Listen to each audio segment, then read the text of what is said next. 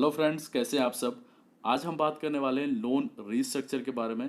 Loan restructure के लिए आप कैसे अप्लाई कर सकते हैं और कौन लोग इसके लिए एलिजिबल है, वो सारी जानकारी मैं आपको दूंगा। तो जैसा कि आप सभी जानते हैं कि निर्मला सीतारमन जो हमारी फाइनेंस मिनिस्टर है, उनका जो मेन फोकस है वो लोन रीस्ट्रक्चर का है, ना कि ईएमआई मोरेटोरियम को बढ़ाया जाना चाहिए। आरबीआई की तरफ से भी यही बोला जा रहा है कि लोन का रीस्ट्रक्चर किया जाना चाहिए, ना कि ईएमआई मोरेटोरियम को एक्सटेंड किया जाना चाहिए। ईएमआई मोरेटोरियम एक्सटेंड से होता क्या है दोस्तों, कि हमारा जो इंटरेस्ट है वो तो चालू है, लेकिन जो टेन्योर है वो बढ़ जाएगा और बैंक के पास भी जो है वो कैश फ्लो के तौर पे कुछ भी नहीं जा रहा है। तो बैंक के तरफ से भी, सभी बैंकों की तरफ से आरबीआई की तरफ यही दबाव डाला जा रहा है कि ईएमआई मोरेटोरियम को ना बढ़ाते हुए लोन रीस्ट्रक्चर दिया जाना चाहिए। अब लोन रीस्ट्रक्चर के एलिजिबल वही लोग हैं जिनका payment time to time bank को गया है। मतलब मार्च से पहले पहले अगर आपने किसी भी तरीके का कोई लोन लिया हुआ है और आपने उसका टाइम टू टाइम पेमेंट किया हुआ है, अगर आपने 30 दिन के अंदर का डिले किया है, मतलब मान के चलिए कि 5 तारीख को आपका पेमेंट चाहता है, आपने 10 दिन डिले करने के बाद आपने पेमेंट कर दिया, 20 दिन के बाद कर दिया, 30 दिन से पहले पहले 1 महीने के अंदर अंदर अगर आपने बैंक को पेमेंट कर दिया, तो उस केस में आप लोन रिस्ट्रक्चर तो ले सकते हैं। लेकिन अगर आपने 1 महीने से ज़्यादा, 2 महीने से ज़्यादा, 3 महीने से ज़्यादा आपने बैंक को पेमेंट नहीं किया है, तो उस केस में आप लोन रिस्ट्रक्चर प्रोग्राम के लिए एलिजिबल नहीं होंगे।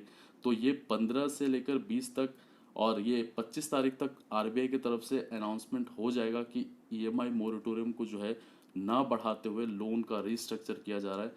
अब दोस्तों बात कर लेते हैं कि अगर आरबीआई आगे आने वाले टाइम में ये डिसीजन लेती है कि ईएमआई मोरेटोरियम को नहीं बढ़ाया जा रहा है, लोन रीस्ट्रक्चर सभी कस्टमर को मिलेगा, तो आप कैसे अप्लाई कर सकते हैं। तो जैसा कि मैंने आपको बताया था कि अगर आपके पास किसी भी तरीके का कोई लोन है और आपने उसका डिफ़ॉल्ट जो है वो ज़्यादा टाइम के लिए नहीं किया है, मतलब 1 महीने से ज़्यादा का डिफ़ॉल्ट नहीं किया है, तो आप अप्लाई कर सकते हैं। अगर आपने 2 3 4 5 महीने उस लोन का पेमेंट नहीं किया है, तो उस केस में आप लोन रिस्ट्रक्चर अप्लाई नहीं कर पाएंगे। अब बात कर लेते हैं कि आप अप्लाई कैसे करेंगे। तो जैसा कि आप सभी जानते हैं कि जब ईएमआई मोरेटोरियम मिला था, तो आपके पास मैसेजेस आते थे, मेल्स आते थे बैंक की तरफ से कि आप इस महीने का अगर मोरेटोरियम लेना चाहते हैं, मतलब जून का लेना चाहते हैं तो जून का, जुलाई का लेना चाहते हैं तो जुलाई का, अगस्त का लेना चाहते हैं तो अगस्त का, मतलब या तीनों महीने का लेना चाहते हैं तो आप ले सकते हैं।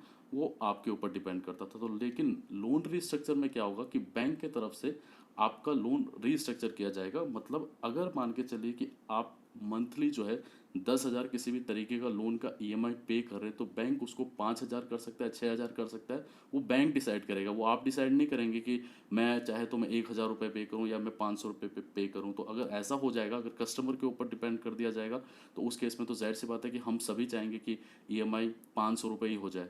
लेकिन ऐसा होगा नहीं दोस्तों। उस केस में बैंक डिसाइड करेगा कि आपका जो लोन रिस्ट्रक्चर है वो कैसे करके दिया जाए। मतलब अगर आप 10,000 रुपये ईएमआई पे कर रहे हैं, तो बैंक उसको 8,000 भी कर सकता है, 9,000 भी कर सकता है, टेन्योर आपका बढ़ा सकता है, लेकिन रेट ऑफ इंटरेस्ट है वो सेम आपका रहेगा। लेकिन टेन्योर आपका बढ़ जाएगा, ईएमआई हो जाएगी आपकी कम।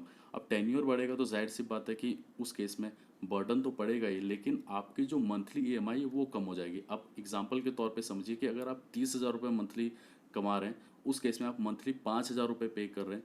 अगर लोन रिस्ट्रक्चर आप लेते हैं और बैंक उसको 3,000 कर देता है, तो 2,000 रुपये आपका एक्स्ट्रा बच गया। मतलब आप 27,000 रुपीज़ आपका मंथली, जो आप जैसा भी एक्सपेंस करना चाहते हैं अपना तरीके से कर सकते हैं। तो 5,000 जहाँ जाता था वहाँ पर 3,000 जाएगा।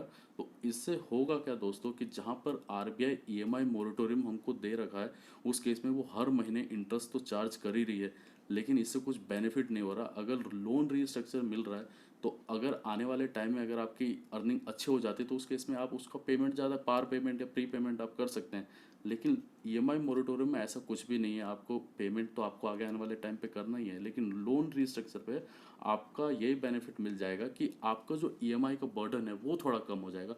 टेन्योर बढ़ जाएगा तो वो तो बात की बात, लेकिन फ्यूचर में अगर हमारी अर्निंग अच्छी होने लगती है, तो उस केस में हम जो लोन रिस्ट्रक्चर लिया हुआ है उसका हम अगर प्री पेमेंट या पार पेमेंट अगर कर देते हैं, तो उस केस में आपका जाहिर सी बात है कि जो आगे का टेन्योर है वो भी कम हो जाएगा और आपका जो पेमेंट है वो भी धीरे धीरे करके बैंक को जाने लगेगा।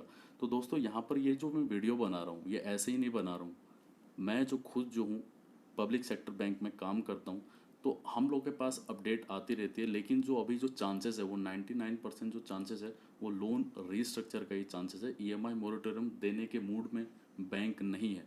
बैंक ईएमआई मोरेटोरियम को बढ़ाना ही नहीं चाहती है किसी भी हाल में, क्योंकि जो बैंक की जो मेन सोर्स ऑफ इनकम है वो इंटरेस्ट है। बस दोस्तों आपको कुछ दिन का इंतज़ार करना है। आरबीआई की तरफ से जैसे ये डिसीजन लिया जाता है तो बैंक की तरफ से आपके पास सेम मैसेजेस आने लगेंगे लोन रिस्ट्रक्चर के लिए कि आपका ये ईएमआई है, अगर आप इसको एक्सेप्ट करते हैं तो उस केस में वो एक्सेप्ट होगा, अगर आप उसको रिजेक्ट करते हैं तो जो आपकी ईएमआई चल रही है वो चलती रहेगी। ठीक है दोस्तों, धन्यवाद।